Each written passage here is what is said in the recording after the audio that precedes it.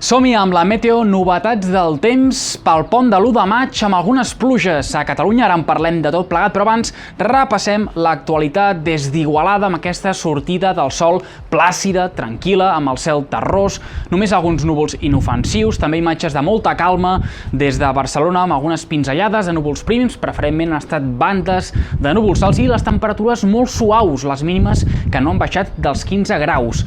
Ens anem a Comes de Rubió, a la comarca del Pallars Sobirà. Això està molt a prop del municipi de Soriguera. Podem veure aquest paisatge idíl·lic i bucòlic de muntanya que s'ha capgirat com un mitjó en un 3 i no res. De fet, en les següents imatges podem veure la mateixa zona hores després com descarregava aquest ruixat. Fixeu-vos amb els núvols molt més foscos i, per tant, un temps força traïdor aquests dies al Pirineu, per tenir-ho en compte si aquests dies aneu d'excursió durant el pont de l'1 de maig.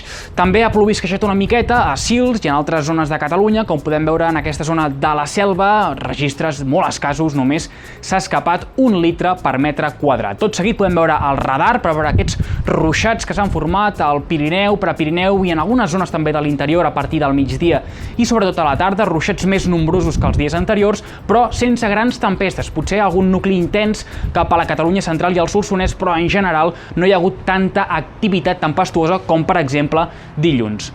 A continuació, mapa de precipitacions per veure aquest augment de la inestabilitat que dia rere dia anirem sent testimonis aquí a casa nostra. Fixeu-vos com les precipitacions guanyaran extensió i intensitat a partir del cap de setmana del pont de l'1 de maig i no només veiem més colors blaus en aquest mapa a Catalunya, sinó també a la resta del continent europeu, per exemple a França, Itàlia, les Illes Britàniques o al centre d'Europa. Anem a la previsió del temps amb el mapa de símbols per divendres, que ens anuncia un dia una mica insegur, amb molts núvols i amb algunes pluges.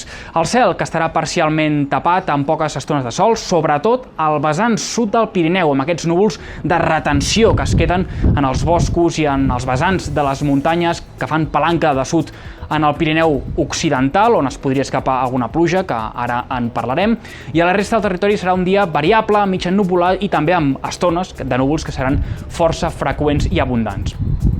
Probabilitats altes de pluja al Pirineu, a les Terres de l'Ebre i també cap a l'interior. Per tant, en aquestes zones pot ploure en principi sense grans tempestes, potser algun tro molt residual, però en principi aquesta manca d'acció solar el que farà és inhibir el creixement d'aquests núvols verticals. El vent serà moderat, marcat, vindrà de llevant, de mar cap a terra arrossegant aquesta frescor i humitat del mar Mediterrani, fins i tot amb les màximes que poden quedar força retallades i retingudes a la costa amb valors d'uns 20 graus o localment per sota. Per tant, podríem dir una miqueta de fresqueta fins i tot a primera línia de mar. A la resta de Catalunya, temperatures de luxe, màximes de 20 a 25 graus en conjunt i les nits que encara són poc fresques per l'època de l'any. Per tant, registres que encara estan un pèl per sobre de la mitjana climàtica.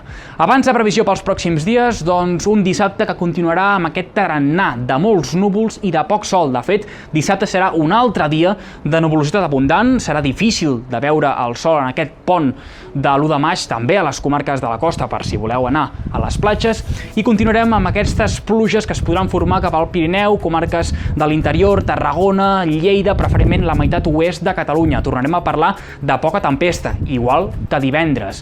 El vent serà feble en general, la temperatura pot recular una miqueta per precisament aquesta manca de radiació solar que farà que l'ambient sigui una mica rúfol o fins i tot frescot. Per tant, abriguem-nos bé i portem el jersei si viatgem aquests dies.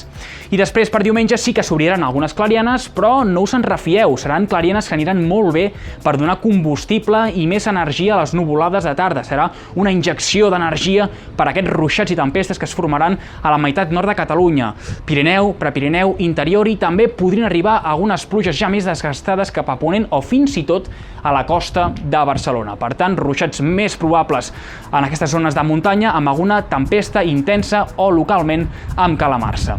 Tot plegat, temperatures sense moure's massa i ja a partir de la setmana vinent, dilluns, dimarts i dimecres es comença a complicar la situació meteorològica, inestabilitat en augment per la retirada de l'anticicló, l'entrada d'aire fred en altura i, a més, Tot aquest còctel es combinarà amb l'entrada d'un flux de llevant en superfície que donarà aquest aliment a les nuvolades. Per tant, aquests dies de la setmana vinent, amb ruixats i tempestes a dojo, que tornaran a ser més probables i freqüents, o fins i tot extenses i violentes, al Pirineu, Prepirineu, interior, nord-est de Catalunya, però atenció, perquè també podrà ploure a bots i barrals a qualsevol lloc de Catalunya, fins i tot a la costa o a la mateixa ciutat de Barcelona. Per tant, dies per estar pendents al cel, l'atmosfera ja comença a bellugar-se de mica en mica.